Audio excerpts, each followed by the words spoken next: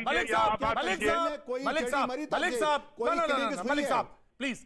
साहब one by one उनको, तौसीफ साहब को पहले, दूसरी बात क्या तौसीफ साहब कहना चाहते हैं?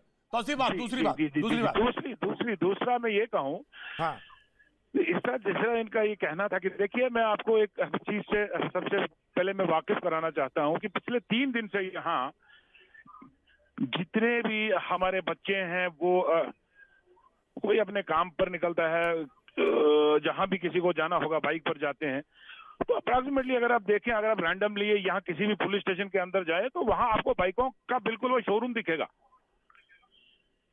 बहुत सारी बाइक्स बंद करी हुई हैं, जिनके पास डॉक्यूमेंट्स हैं वो बाइक्स भी बंद है, जिनके पास डॉक्यूमेंट्स नहीं है वो बाइक्स भी बंद है।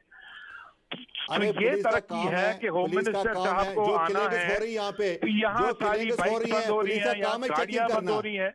जो बेगुनाह लोग security is an issue, we know security is an issue sir, we know security is an issue, but that doesn't mean you are going to put local people into trouble. Police का you cannot put local people into trouble because you have to come over here. You have to keep this. Police को अपना काम करने दीजिए। ये भी हो सकता है आप पुलिस को नहीं रोक सकते हैं। तौसीफ साहब, मैं एक मिनट रोकता हूं, मैं एक मिनट रोकता हूं, काम है चेकिंग करना। तौसीफ साहब, राइट सर, मलिक याकूब, मलिक याकूब, तौसीफ साहब, आम आदमी के लिए हम बहुत तरक्की कर रहे हैं, तो अगर आप इसे तरक्की कह रहे हैं तो माशाल्लाह बहुत तरक्की हो रही है। राइट सर, मैं आ रहा हूँ, बिल्कुल बिल्कुल। ये आप ध्यान में रखिए कि आजकल की वर्चुअल लाइफ में को मारा जा रहा है, टीचर्स को मारा जा रहा है, तो वो आप बीजेपी से सवाल पूछिए, चेकिंग नहीं करेगा, कौन करेगा? आप होम मिनिस्टर साहब से सवाल पूछिए, यहाँ डिबेट में मत बोलिए। वो मैं वही आप होम मिनिस्टर बढ़ा रहा हूँ, मैं बात आगे बढ़ा रहा हूँ। सर पुलिस डायरेक्टली आपके कंट्रोल में है, तौसीफ साहब बताइए इतने लोग क्यों मर रहे हैं? तौसीफ साहब, मैं इस बात को आगे ही बढ़ा रहा हूँ। चेकिंग करना बेगुनाहों को जो कब्जा हो रहा है यहाँ पे, पुलिस का काम है चेकिंग करना। दोनों का ऑडियो डाउन, मैं दोनों से रिक्वेस्ट कर रहा हूं, मैं डिबेट को आगे बढ़ा रहा हूं। तौसीफ साहब, मैं एक छोटा सा सवाल आपके पास रखना चाहता हूं। बॉर्डर पे खड़ा हुआ सैनिक को पता होता है कि जवाब किसको देना है, क्योंकि उस तरफ सरहद के उस तरफ दुश्मन है।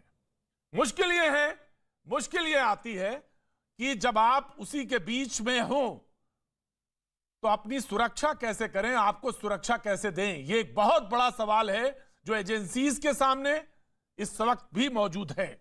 और ये बड़ा सवाल है जो आपने सवाल बताया था कि गृह मंत्री को आना है और बाइक्स जो हैं बंद हैं, बिल्कुल नहीं बंद होनी चाहिए।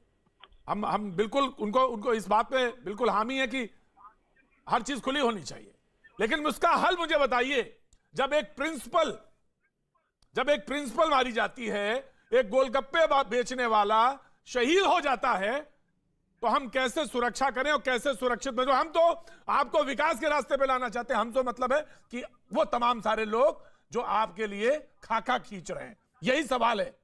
माजिद हैदरी, मैं आपके पास आना चाहता हूं, देन उसके बाद शहजाद पूनावाला। माजिद हैदरी जी। प्रतीक भाई जी, जनाब, यही सवाल है कि तमाम सारे, उन्होंने कहा, आज गृह मंत्री बोल रहे हैं, उन्होंने कहा कि साहब मैं तो विकास की यात्रा लेके आया, और आप देख लें कि अगर सरहद के उस तरफ देखेंगे तो लकड़ी बीनते हुए लोग नजर आएंगे खाना बनाने के लिए।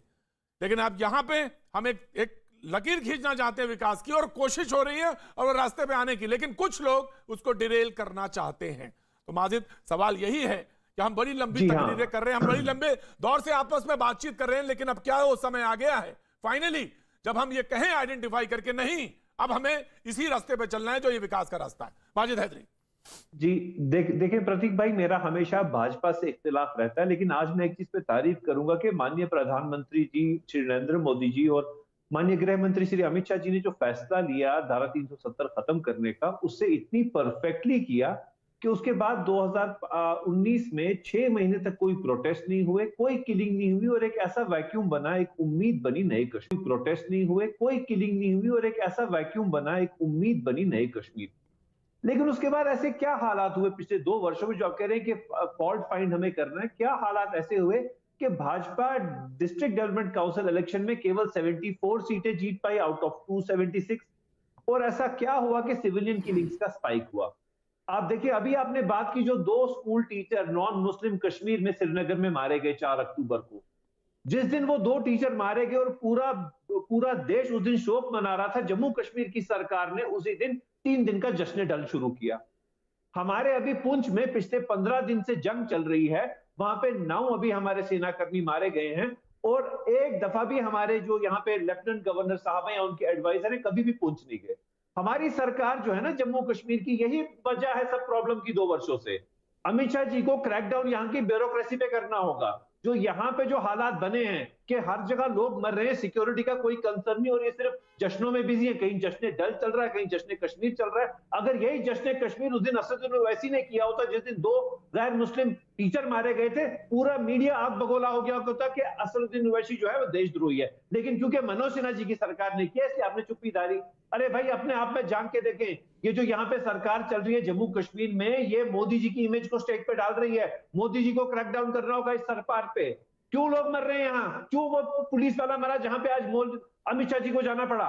सरकार क्या कर रही थी? वो टीचर क्यों मरे? सरकार क्या कर रही थी? हम तो सरकार से सवाल पूछेंगे भाई। आप नाम लेंगे पड़ोसी देश का किसी और का, हम तो सरकार से पूछेंगे। माजिद साहब, मैं जवाब देता हूं आपको। माजिद साहब, मैं आपको जवाब देता हूं। माजिद साहब, आप 2010 याद किए दीजिए, जब उमर अब्दुल्ला साहब जब चीफ मिनिस्टर थे, 260 लोगों को मौत के घाट उतारा गया। जब महबूबा जी चीफ मिनिस्टर थे और उस वक्त देखिए कितने लोग मारे गए थे। आप वो दिन भी याद कर दीजिए। आज को याद, आप हमारे गृह मंत्री जी आज याद आ रहे हैं, आप कहते सरकार पर सवाल उठा रहे हैं। बड़ा कमाल की बात कर रहे हैं आप, बहुत कमाल की बात कर रहे हैं आप। मौत को कंपेयर करेंगे, आप बोलते हैं हमने कम मारे, उससे ज्यादा मारे। ये आप कहना चाह रहे हैं? उमर अब्दुल्ला ने 200 मारे, आपने 30 मारे। 2010 याद कीजिए, 260 लोग उस वक्त मारे गए जब उमर अब्दुल्ला साहब चीफ मिनिस्टर थे। और उसके बाद जब महबूबा जी की सरकार थी, उसे महबूबा जी ने खुद कहा था कि आप दूध लेने गए थे, आप टॉफी लेने गए थे। वो दिन भी याद, वो भी बोलो ना अभी, वो भी बताइए माजिद साहब, वो भी याद कीजिए ना। शहजाद पूनावाला, राइट, आगे बढ़ाता हूं। शहजाद पूनावाला, कश्मीर के साथ, शहजाद पूनावाला, आंकड़े सबके पास हैं। शहजाद पूनावाला, कश्मीर के साथ, शहजाद पूनावाला, माजिद हैदरी, मैं आ रहा हूं सर, मैं आ रहा हूं। मलिक याकूब साहब, मैं आ रहा हूं। सरकार थी, राइट साहब, मलिक याकूब, मैं आ रहा हूं। शहजाद पूनावाला, आंकड़े सबके पास हैं। सरकार कह रही है कि दहशतगर्दियों पे मैंने लगाम लगाई, लेकिन अमन के कुछ लोग चाहते हैं कि अमन बिगड़े और वो चाहते हैं कि एक बार अव्यवस्था फिर से पहले। और उन्होंने तो इल्जाम लगा दिया पॉलिटिकल पार्टीज पर ही सीधे सीधे। जब बात आई मलिक याकूब ने, तो उन्होंने कहा, तो उनसे सवाल भी पूछा लोगों ने। लेकिन अब सवाल यह है, जहां पर डिबेट इस वक्त मौजूद है, वो यही कि आखिर दुश्मन कौन है। और सवाल यह है कि